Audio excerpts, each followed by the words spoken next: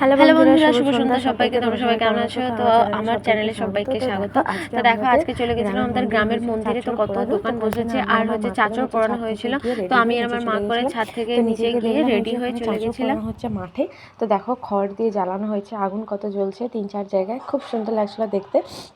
তো হোলিতে এটা হয়েই থাকে। তো তোমরাও সবাই নিশ্চয়ই জানো, তোমাদের ওখানে নিশ্চয়ই পুজো হলে হয়।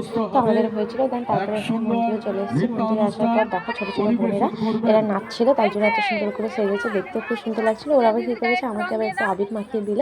ঠিক আছে, ওই যে আসছে আমাকে আবির মাখিয়ে দিল। তো ভালোই লাগছিল।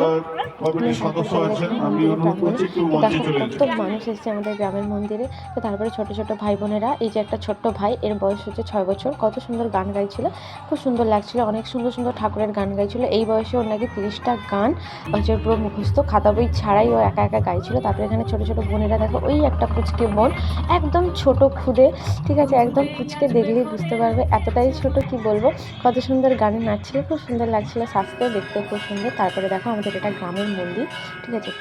এখানে শীতলা মা, কালী মা আর ছিল রাধাকৃষ্ণ।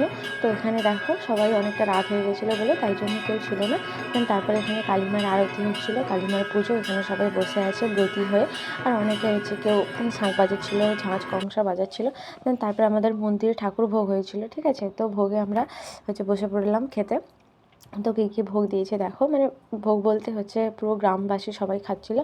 তো শীতলা ভোগটা হচ্ছে এখন দেরি আছে, এটা এমনি ভোগ, জাস্ট সবাইকে খাওয়ানোর জন্য। এখানে ভাত, ডাল আর হচ্ছে কী বলে, কুমড়োর তরকারি আর একটা শুক্তো আর চাটনি, ঠিক আছে। তো আজকে এই হচ্ছে আমাদের মন্দিরের আর এই খাওয়া দাওয়া। তো কেমন হচ্ছে প্লিজ কমেন্টে জানাবেন। টাটা।